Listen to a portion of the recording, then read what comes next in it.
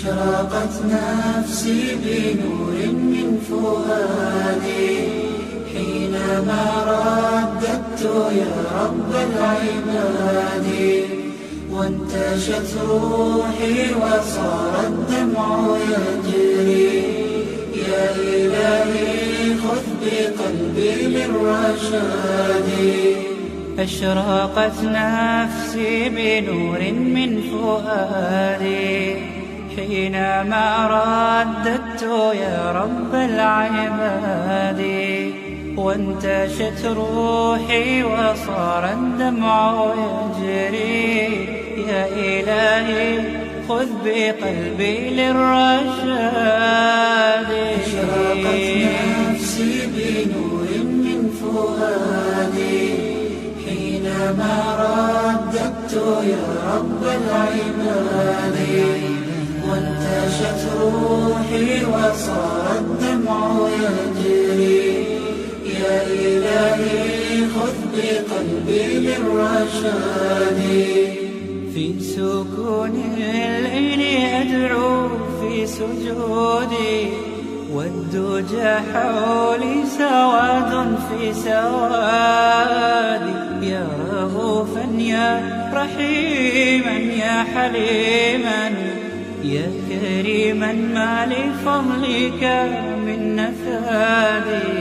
يا سميعا يا مجيبا يا عظيما اهدني يا خالق السبع الشداد. أشرقت نفسي بنور من فؤادي حينما رددت يا رب العباد، وانتشت روحي وصار الدمع يجري. يا إلهي خذ بقلبي للرشاد. أشرقت نفسي بنور من فؤادي حينما رددت يا رب العباد، وانتشت روحي وصار الدمع يجري. يا إلهي خذ بقلبي للرشاد. للهدى والحق وفقني إلهي، فعلى توفيقك اليوم اعتمادي. يا إله الكون يا عوني وغوثي يا ilaahay baa mahad leh. ilaahay baa mahadda nagu simay ee fursadana siiyey intanoo culimo ay noo timaado oo noo duceeyaan. waa wax dhif iyo naadire dadku ay u helaan. marka aad iyo aad baan idinka mahadnaqaynaa ciddii noo keentay khayrkaa iyo intaasoo culimo ah iyo ducadii iyo wixii wanaag ahay dadka farteen. aad iyo aad baan ugu faraxsannahay. ilaahay baan uga mahadnaqaynaa idinka siiyey, idinkana waa idinka mahadnaqaynaa, intii ka hoshootayna waa uga mahadnaqaynaa. waananu jecellahay mar walba iyo goob walba intanoo culimo ah oo ummadda o dhan ka imanaysa oo khayrka iyo wanaagga if iyo aakhiraba nafaraya inayna xusuusiyaan annaga iyo ummadda waa hiil, waa garabgal aanu aad iyo aad soo dhaweynino dadka ka shaqeeya diinta iyo wanaagga. soo dhaweyntaa kadib hadal badan malaha maanta halkan kama fura oo waxaa la idhahdaa dee ninkaa dheera wax lama tuuso, ninkaa aqoon badanna wax looma sheego. dee marka intanoo culimo anigu hadal aan kii aanu qanin dee halkan ma yaallo, marka waa iska gaagaabsanaya. marka hore aniga iyo culimada anigu waxaan u malaya inta halkan fadhida ma wada aqaano, badankooda waan ka weyna. inta horta aan garanaya sheekh xasan cabdisalaam baa ugu ciro weynoo dee aniga xaggayga waa ka inayan oo caruur. sheekh mustafon dee islaha waa nin weyn waa kan iska riixay. labadaba dee dhan ba iga macalimiid oo sheekh mustafana ummadda o dhan baa dhegeysata. ilaahay ka abaalmariya wax badan buu ka taray dhinaca diinta, nabadda, horumarka, aqoonta. waa nin aftahamo ilahay wax siiyey oo maqaalka sula dhegeysto waad ku nagaanaysa. marar buu mushkilada haysa aan ka dhegeysta isagoo xalinaya. jazaaka allah khayr sheekh. xasanna dee waa raggii soo bilaabay diinta sideetmeedii soo iyagoo caruura dad badan soo tababaray anigayna aan wax badan ama buwaagu ii keeno i baray ama waano intaanana soo joogay anigay culimada horta anigu culimada waxaan ku garaadsaday iyadoo culimadu aada iyo aad loona karaameeyo ilaahayna karaamiye awood siiyo wixii ay dhahdaan baa laka aqbala markaaba markaa maalintii dhowito taarikhdu waa iska saxaysaa markii la yidhi janan baa la socday waadada ayaan ku ihi janan iyo culimo maxaa isu keenay anugu jananada sas baan ka qabayo jananadii culimadana laaya aayadana fasakay markaan janan maqlo kii yararka naga xidhay waadada ee aayadaha naga bedelay dee anigu sheekh culimada la socdo oo sheekh oo xaggii diinta jannabo ka qaatay dee jaaga waa ku ducaynaya waana kaaga dambaynaya anigu dee janan magaala cornelia baa la yidhahdaa janankii islaamka noqo oo waa kugu dabagela raacada inoo qaado baaraka allah fiik janan diinta inoo haya weliba saadaa adiga marka jananka soo socda walaa fiisa walaa hadal sheekh garoon kale waxaanu siinaya ciidan dee sheekha seeftii ku qaado waxaanu idinka maganahay laba duco iyo laba farimood oon iska codsanayna horta somalilan iyo soomaaliba nabad gu duceeyey dowlad ahaan maaha tuulo nabad gu duceeyey soomaali khilaafkaa ku batay oo meel walba gaaray khilaafki baa aad iyo aad inooga ogfaaday soomaali inta ku hadashaba waa ka simantay meel waliba marka haddaa culimada tihiin ilaahayna aynu barino nagulana dadaala in dadka loogu duceeyo door weyn aa ka qaataan si dadkii hore in dadka la baro nabadda oo khilaafka laga an markaa ayadha idin sheegaya mig soo kogay culimadu sanadkii mar bay soo bixi jirtay geela maraha laga bixin jiray iyagoo boqolay iman jireen waa la kala boobi jiray tawadaha la shido ayaa geela maraha iyo sekada iyo ducada waxay ahayd yani xajka oo kale markay culimada daan markay jiidaa marayaan hawdkoo dhan mari jiray dee idinkana sidoo kale ad ka raba ama gawaarka xajta ama lugeeyo ina sheekh cali sufaan halkan maraya hadii la yidhaahdo hubka waa la wada dhigi inaad tiraa dadka bal aakhira intaa gaaraysaan nabadda oo reerkaa isu leynaysaan iyo tuulada iyo ceelasheeda isku haysataan dee iska daaya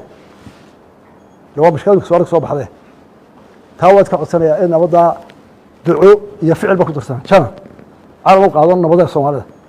tuulo walba dhexdeeda maaha dowladda waa inu dawada ka soo bilaabana waana caam meel walbay ka taagantay maanta laba somalilan waxaa uga ducaysaan laba waxyaalood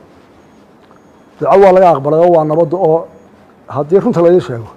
nabadda tiirka koobaad waa culimada mustafe iyo xasan baa ila fadhiya iyo intooda kale annagoo jabhada gaar fadhina ayay nala daba taagnaa qalad baa ku jirtaa ka daa waa nimanka noogu dhiiran maanta haddii qalad dhaco wax layga tirsado oo madaxweyne ama dowladdu way qaldan tahay nimanka aan cidda weydiinin inta albaabka ga dhuftaan dhig wax hadayso waa iyaga saaxiibtinimada way gu dhici karaan aqoonna way gu dhici karaan go-aankooduna waan amisana inaan danaysanan iyagu ee waxay ka hadlayaan dad qaran ay tahay mararka qaarkood aan iskoo diidana ray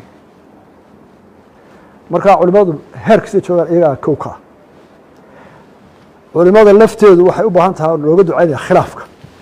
waanu wareeranaa labadii culimo hadday kala jiitaan wa markay laba kitaabo kala jaad ay akhriyaan midna seefta qaado midna idhaa me adeer sulxa ku eg dee waa dhibaato marka culimada lafteeda in aada iyo aada loo badiyo xagga nabaddan anigu ogolay waayo nabadda iyo sulxaa dhaama in laysu qaado budka marka intaa la xoojiyo waxaa la lixii culimaa ee sulxaa wada ee mashkiladda caqli ku xalinayana arday baan ahay waan daba socda marka in aad taana ka qayb gashaan baa loo baahaya ta saddexaad faqriga soomaali cumuum ka dhigay ee soomaali ay la wada baahan tahay cidda ka saari karta ee mas-uuliyadda saaran tahay waa culimada waan ku celinaya daliila waan haystaa culimada wala waatiine haddii sekada culimadu maamusho sekada somaliland maanta sheekhaa diintaan u dhibin waa dastuuri waanu fulinay shaqo kuma lihin culimadaa loo dhiibay fudmaduna waad joogtaa qof waliba waa ka raalle anigoo madaxweynaha ka bilow in sekadii la ururiyo oo dadkeena dayacan lagu daryeelo waana taqule lagaa bixi kara dhibaatooyinka gacan bini aadmi oo kilise laga soo ururiyo waxba naanfici maaya soomaali anfici waaya soddon sano wadi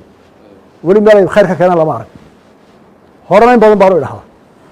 markaa tana waxaan iska codsanayaa maanta isu dhantihiine magaalo walba sakadeedu ku filan tahay iyo deegaan walba sakadii hala ururiyo oo sidii islaamku sheegay loo qaybiyo oo annagu waan ku wareejinay ciddii hawshaa lahayd wasaaradda oo culimada kale ag joogto degmo walba waan ku celinayaa Soomaaliland waxaan isleeyahay gobol walba iyo district walba sakadeedu way ka saari kartaa 60% faqriga haya يا شيخ يا حنتنا والإسلام يقول ما أنت لعقت حق علماء البلد شركة دي ما أنت علماء البلد مركا إنهم معمولة فخر كنت أبسك صار أنت أسوأ أنت أرسل علماء واحد كلام غلط آدي هذا وسوي قلته مرات آدي بنتكم هذا قيناه وحكون علماء كبار بشري ضدكم وحايستان أود أن عدناهيس بلدين لقيسته dadku waxaad tidhaahdaan saa ay cawda u dhigtay masaajidka ma jirto cid kaloo dhegeysta culimada waxaad ka rabaa Soomaali magaca ku hadlaa maanta dhibaatada joogta labada arrin baa haya faqriga iyo khilaafka waanada wax ka badan qaadaan oo la arkay kula wax shaqeynaya anaad ku raaco 3000 ee ajrood oo Sheekh Mustafa ee dhegeysanayso inta Sheekh Bashir baa ka dhawana bilaalaha waxna ku dar cad oo soconaysa شيخ مصطفى ولا ورجوك هذول قلدته كل ما ملك خالد أنا كده أيام ده وسوي شدين يا أنت عسانا قد من وحنفرق الله وين واحد بدك يبحث ما لحظة تركه جميع الأدوار اللي قد داري وحيا ويرتي وتكوبات أدون أي حكومة عملان ما هي وحن كوب حكرنا ولا وقت شنا أنت عسوي وارد ما هذه أدوار مرة بعض كم حضر قيا وايد سودا ويرنا وجورجين دي markaa doontaan shakhsiyan halkaas waa sidaa ay ku timaadeen bay ka dhib tahay oo aynu wixii muslimka iyo Soomaali lagu hordhimay laga wanaajiyo wanaaga waa la dhisanaa warwar ma leh culimada imaatinkeeda markay inoogu horeysay aad baan iska xirsaar Sheekh Cabdirashiid amaanaan ku dhibo gurigii Sheekh la geeyo waa kitaab quraana idinku quraanka bixiya waa kay uu baray quruxda adduunyada wax ka quruxdoon quruxda aakhiro iyo karaamada Ilaahay nuugiye ولقد كرمنا بني آدم كرامة أقول وين وإلهي نسي وحويان إنه قد جاي ضد مؤمنين وإلهي قلب جوده قليل دين إسلام يقينته تصنوا أنت يكون لجهل لي مدة كوبنا إذا أفرت محمد هاي من المدحوين هذه جو أنت أنا قارت شني عد سدان المانتا مؤتمر دي لقى قبل شري يوروب يكون بلعبين سوماليلاند جاي سوماليا مؤتمر نسويه لوني جودهان reerkiisa iyo jaararka haday takilka shanaad ee dowlad deegaanka Soomaalida dad doora ka yimi oo dhageysanayay oo madax dhaqameed ma leh ganacsato leh culimana leh waxa uu yimaado runtii fursad qaaliga ah ee Ilaahay subhanahu wa ta'ala siiyay in culimadu ay wacdido nasiib wanaag ah in intii lagu jiray mu'tamarka si nabadgelyo uu nagu socday wax buuqay wax si jira aan u dhicin هولكي وينا إن كوكا منشرني شرارك كونغرسيا حزابته أيها سيدي وزير سعيد سبحانه يلي وحلوة مركي وهرسي كلهم بلا دنبي أنا هولكا كوكا له يا مركي فرحت بيه هذا أنتي هولكو بوحي رجع دمر وارس لكها دام دمر كنا قبض مي دبدا الفردية راب حالة دبدو كهلاي أنا كنت عادي سوينا يختك علماء سوينا دبدو راب كهلاي بعيه محاي جوجل شيء لورد جايبي أي كجبات كريتين حاجة ما أعرف محاي طبيعي شيء روكي وحاسم وحي كالقاعي الله هي دينته من المدحوينه هذا كبدين مايو إن شاء الله كلمة عبد الرزاق وسلوفته جامينية الشيخ عبد الرشيد الشيخ علي الصوفي الشيخ علي أمين والعاقبة للمتقين ولا عدوان إلا على الظالمين وصلى اللهم وسلم على نبينا محمد وعلى آله وصحبه أجمعين ما هذا ربي كذب بعد شكر الله تبارك وتعالى وعنكو شكرنا يا مظن مدحوين موسى بيحي عبدي مظن عبد الرحمن عبد الله زيلعي مدن عبد الرزاق خليف يرجعوا دن علماء دينك شيخ مصطفى إيو رجيسة bahda saxaafadda, dhalinyarada. ilaahay subxaanaه wa tacaala wuxuu ina waafajiyey inaan somalilan dowladdayadii, xukuumaddayadii, dhulkeennii aanu nimi. sheekh cabdirashiid sheekh cali suufi oo ah caalim qaari ah oo muqri ah oo mustawihiisu uu dhaafsan yahay soomaali ama qaarad adduunkao dhan raqam wanada ah, raqam waaxidka ah, oo sheekh ibna sheekh ah. marka waxaa sharaf weyn inoo ah mudane madaxweyne muuse biixi cabdi inuu nagu soo dhoweeyey somalilan. waxaan bacda shukri illaahi tabaaraka wa tacaala shukri ballaaran u gudbinaynaa madaxweynaha, xukuumatan wa shacban. intaanu joognay waxaanu daraynay inaanu joogno dhulkayagii, dowladdayadii, dadkeennii, da-yar iyo da-weyn, dumar iyo duqey, dhammaantood qulubtay noo fureen. halkaanu tagna waddadaaba mari waaye anigu cashooyinkan oo dhan. war waa janankii ma aqaan meelaanu isku baranayo, malaha intii yareed oo kaftanka ahayd oo aan xaajiga hawada u soo mariyey. waxay ugu dareed markaa soo galay madaxtooyada, corneel baaba salaanta taagay oo war waa janankii. marka dee taana meel ha ii taal. mudane madaxweyne, si ballaaran oo aanan kala har lahayn ayaanu u jeclaanay somalilan. dareenkayagu ama maxay ahaydayay qalbigayagu ama intaanu joognay maxay ahaydayay somalilan, waxaanan jacayl ahayn, waxaanan wanaag ahayn, waxaanan soo dhoweyn ahayn kalama aanan kulmin xukuumadda iyo shacabkaba. taana qalbigayaga saameyn xoogan bay ku reebtay. anigu hadalka badin maayo, culimmadii baa joogta, raggii waa ku dhan yahay, dal iyo dibad ka yimi, nin doorkii oo dhan baa jooga. waxaan mar labaad iyo mar saddexaadba ku shukrinaynaa madaxweynaha iyo xukuumaddiisa iyo maxay ahaydayay shacabka. mar iyo laba iyo saddex iyo intaanu doonnaba waa soo noqnoqonaynaa. waxaana tahniyad ballaaran halkan ooga dirayaa shacabka somalilan meel kastay joogaan. waxaanu leenahay nabad iyo baraare iyo barwaaqo ku noolaada. ilaahay subxaanaه wa tacaala cizi iyo sharaf allah idin kordhiyo. annana waa idin ducaynay, waana idin maxay ahaydayay karaamadii aad inagu soo dhoweyseen oo culimmada halkay idinka joogto oo aan maxay ahayda idinka dareennayna dee taariikhdaa qoraysa. sida uu wasiirku yidhi, halkan waa meeshii ugu horreysay oo aanu ka doorannay carro soomaaliya, soomaali meelay degan tahay oo dhan. taasina runtii waa inaad maxay ahayday noo ogaataan. marka intan oo kale ani iyo culimmadeennaba in aan imaado, maxaa yeelay nabadda ballaaran oo taal, maxaa yeelay wanaagga yaal, maxaa yeelay culimo jacaylka iyo diinta taal. maalin dhoweyd baa waxaa ka dhacday hargeysa musaabaqo qur'aan oo aanan adduunka, sida uu sheekh cabdirashiid ba markhaati ka yahay, 10ka qiraa'oodoo qur'aanka ayaa waxaa lagu qabtaa kuwait iyo meelo dhowra, haddayan kuwait ba ku koobnayn, kuwait keliya weeye. waxaa ka qayb gala, waxaa loo diraa maxay casumaad adduunka oo dhan, carab iyo cajam iyo meel walba. waxaa ka soo qayb gala 14 keliya, markay ugu badneed 14 13 sheekh sidaa ma tahay. waa kuwait. casho dhawood bishii hore halkan waxaa ka dhacday hargeysa somalilan, musaabaqada 10ka qiraa'ood lagu tartamayey.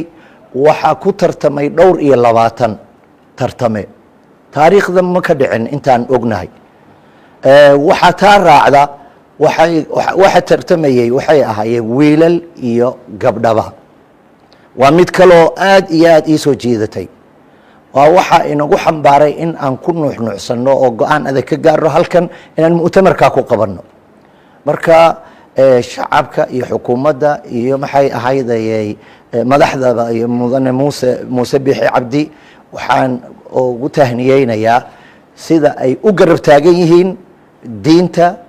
iyo maxay ahayd. habeen dhaweed muusan dhegaysanayey madaxweynehayga baan dhegaysanayay oo leh diinta islaamka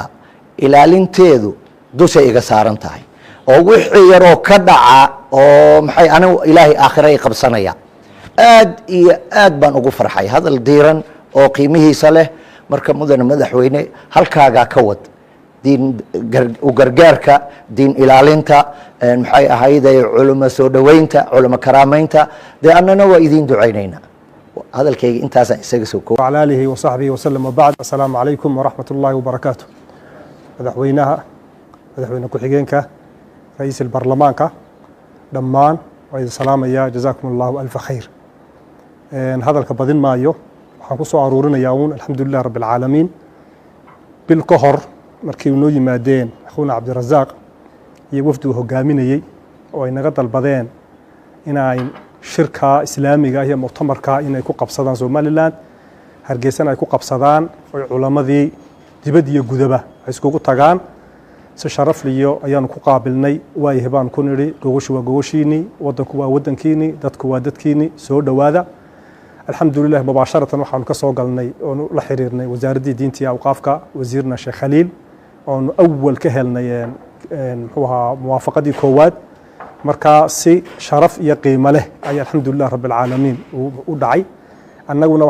annaga dowrkana saaranna wuxuu ahaa haddiiba kuu rooyahay culamada soo dhoweyntoodii iyo in laga shaqeeyo sidii ay u nasan lahaayeen.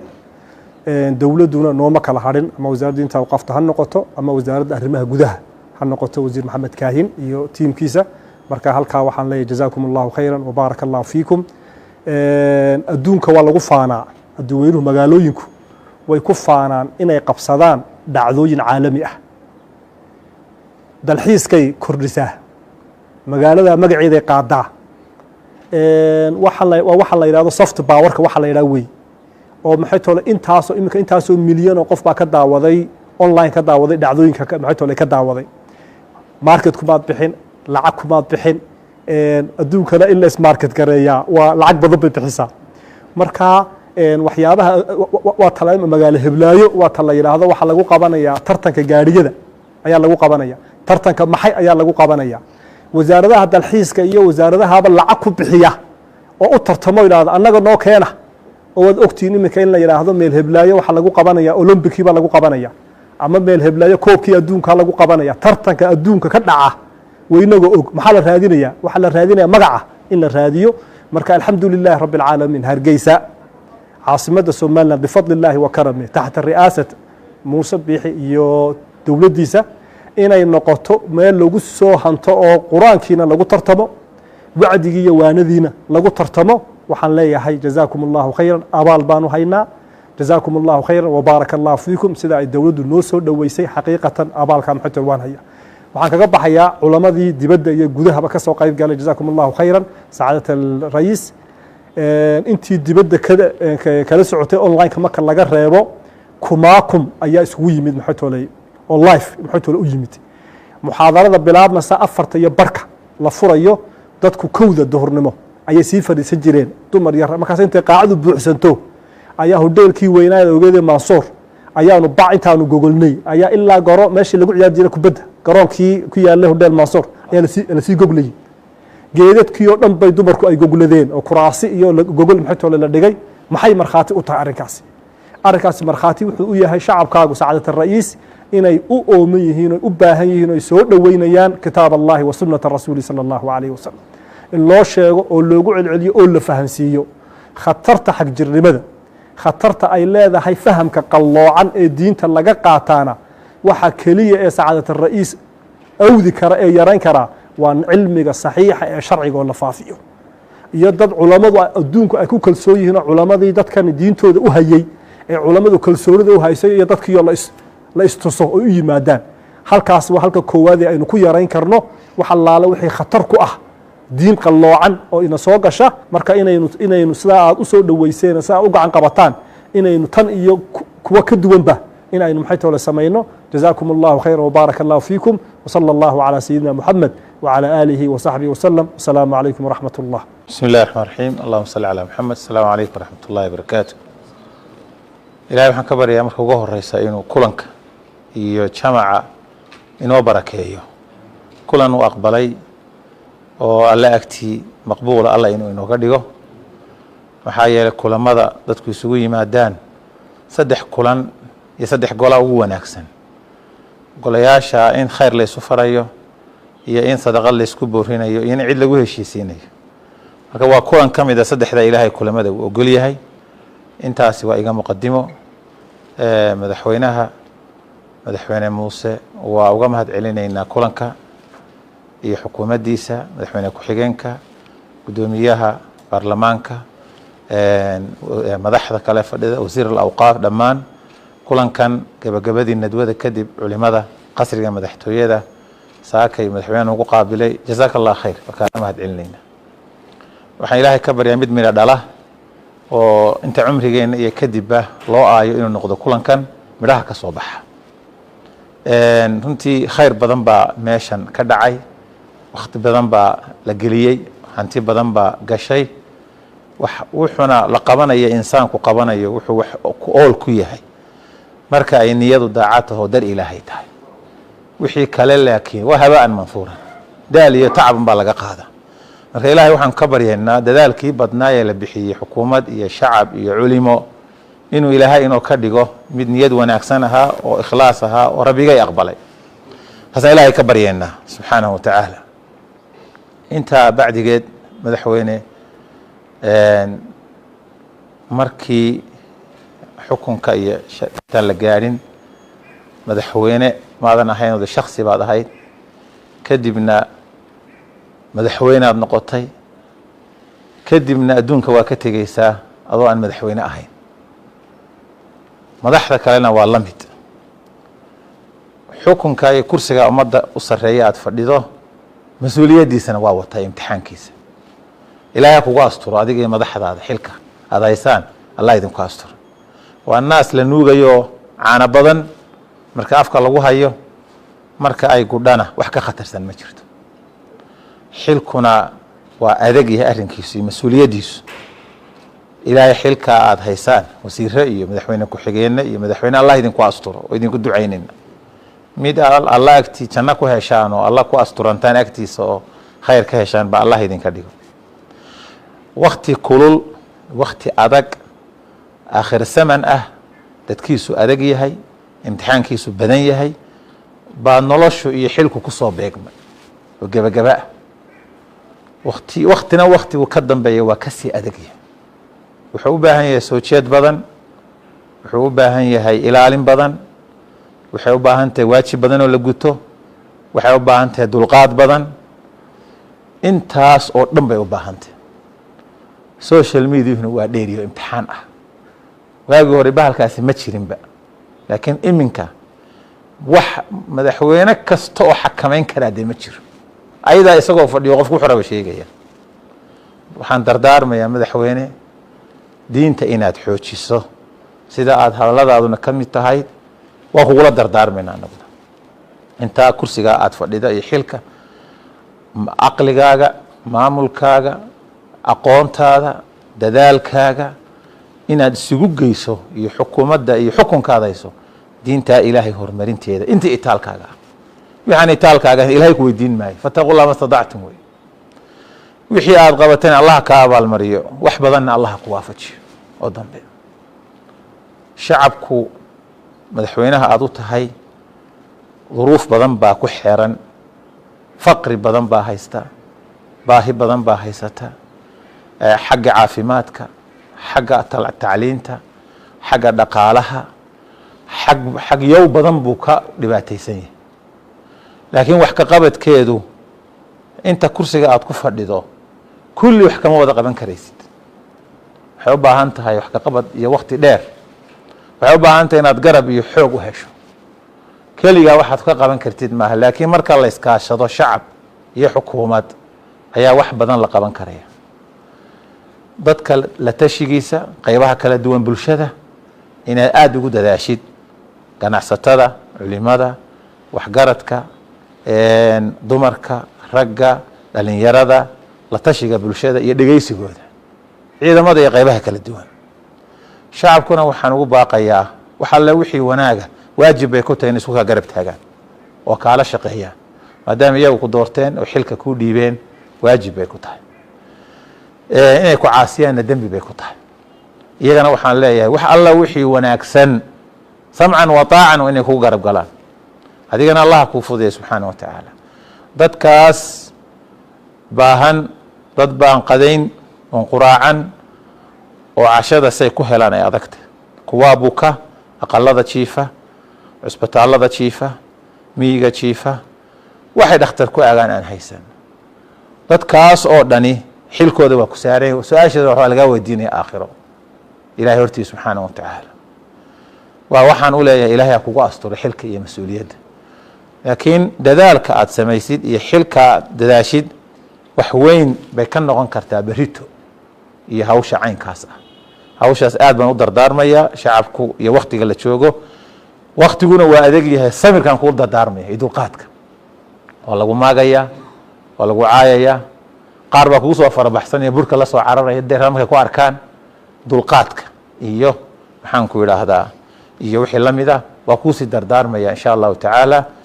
waxa weeyaan odaynimada iyo waayo aragnimadu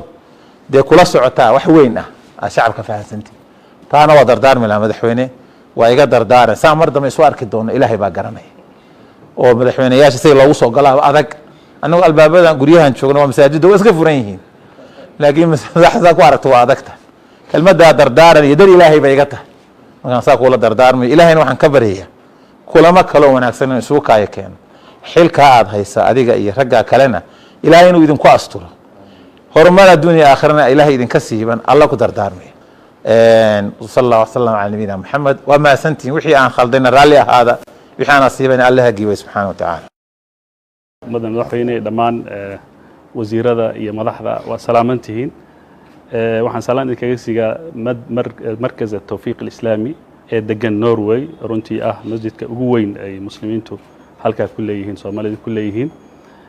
waxaan aad ugu faraxsanahay soo dhaweyntii albaabadii laynoo furay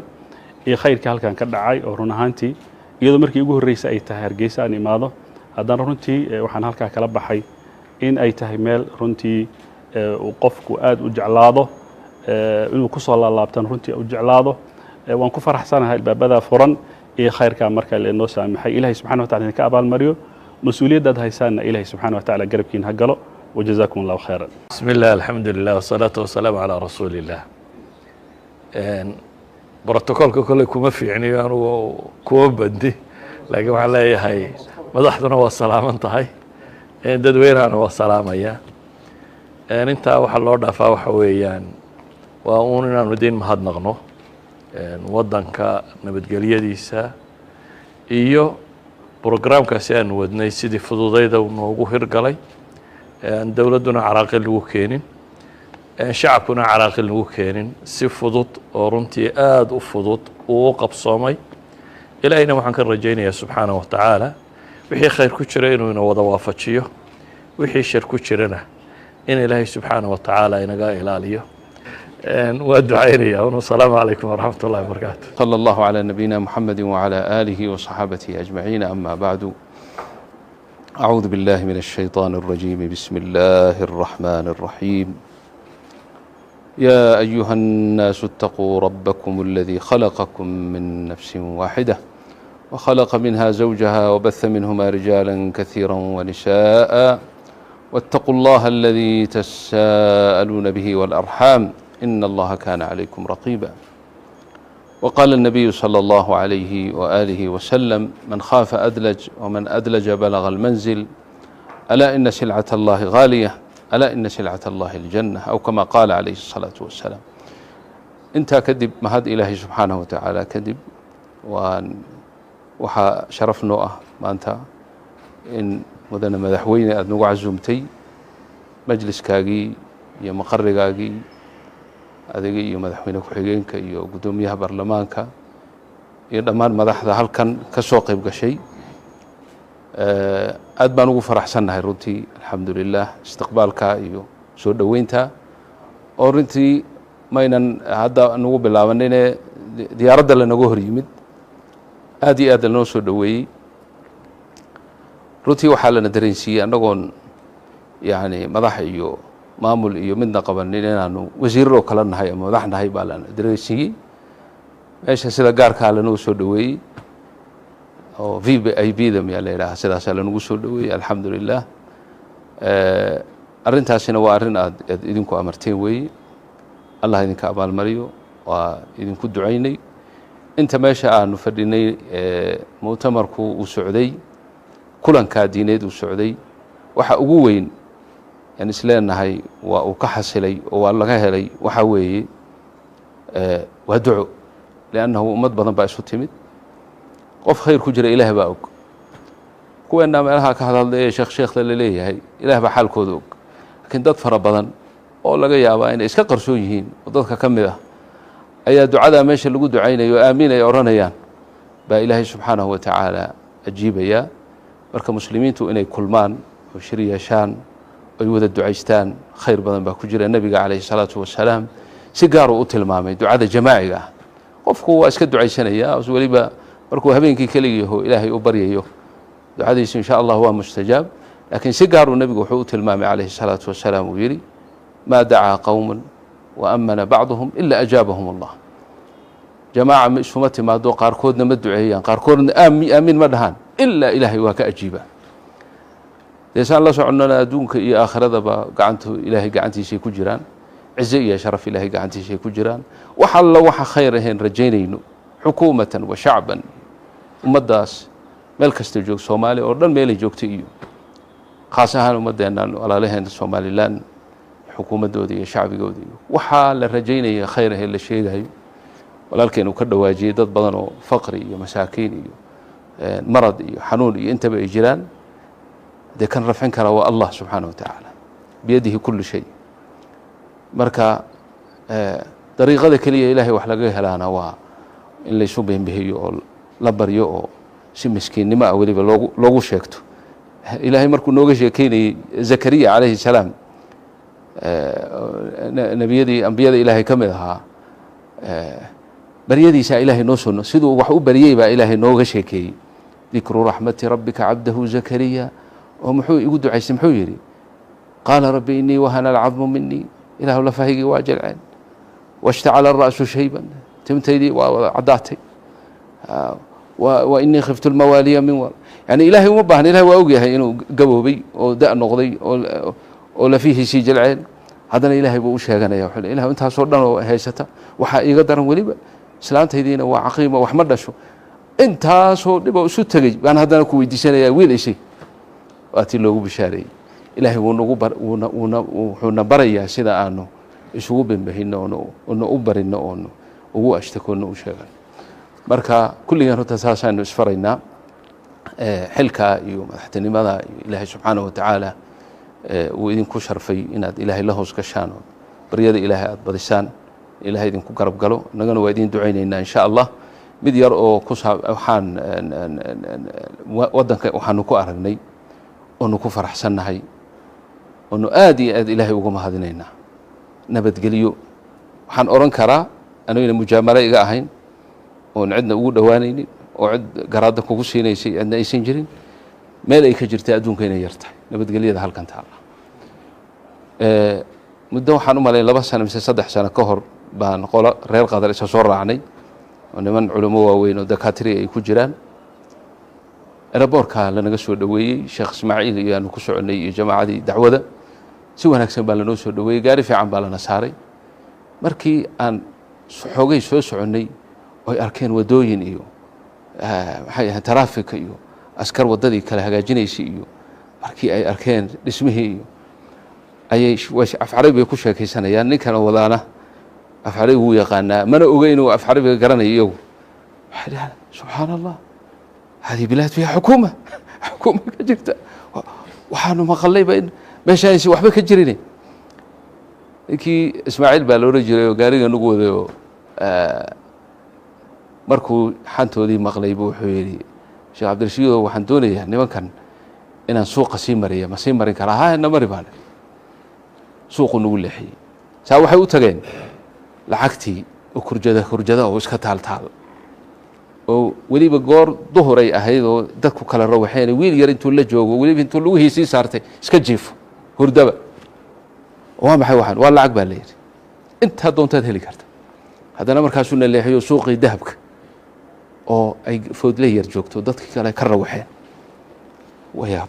madaxay qabsadeen wallaahi bay dhaheen amniga meeshan yaal inuusan waddankeena khadar baanu ka nimid oo dowladda ka taagantay waxaa ilaahay baa laga helaa ilaahay baa keenay amnigaa ilaah baa keenay xogay bani aadamku markuu amni iyo barwaaqo iyo uu dareemana doqyaan iyo xogay talaxtag baa yaa ku yimaada kalaa ina alinsaana la yadqa an ra'aahu istaghnaa horta in ilaahay aan ku shukrino in ilaahay subxaana watacaala waxaa ugu muhiimsan waa amni istiqraar kaasaa ilaahayna siiyey waddankeenna aan ku aragnay alxamdu lilah aad iyo aad inaan ilaahay ugu mahadino mahadda ugu weyn een ilaahay subxaanahu watacaala aan ugu mahadinaynana ay noqoto inaanu ku shukrino wa shukruhu daacatuhu daacadiisa in aynan keenin arrintaas iyo amniga iyo istiqraarka in aanu rabbigeen subxaanahu watacaala aanu ku caasino alxamdu lilah khayrka aanu ka aragnay madaxda intaanu la joognay wasiiradiina soo booqanayay in dadaal xoogle lagu jiro oo aad iyo aad u weyn sidii looga hortegi lahaa wax alla waxa diinta ilaahay ka hor imanaya fasaadka iyo fisqiga iyo fujuurka adduunka meel kasta ku faafay sidii looga hortegi lahaa oo khamriga ay ka mid tahay naga farxiyey wasiirkii arrimaha gudaha xalay noo sheegay in dagaal xoogle lagula jiro mukhadiraadka oo la ogyahay dhibaatada maanta ay tahay marka warkuusan ila sii talax tegin waxaan socodkeenna uu ahaa inaanu idiin mahad celinno soo dhoweynta aad iyo aad u wanaagsan iyo qalbiga furan in loo kala hadhin xukuumatan wa shacban aan loo kala hadhin inaanu idinku mahadino inaanu idin sheegin inaan idin ducayni ilaah idin barinay in sha allahu tacaala ilaahina subxaanahu watacaala horumar iyo barwaaqo iyo bashbash fi dunya aakhirana ilaahay subxaanahu watacaala jannadiisii una geeyo taasaan kusoo gabagabaynaya wassalaamu calaykum waraxmat ullaahi wabarakaatu jazakum allah khayr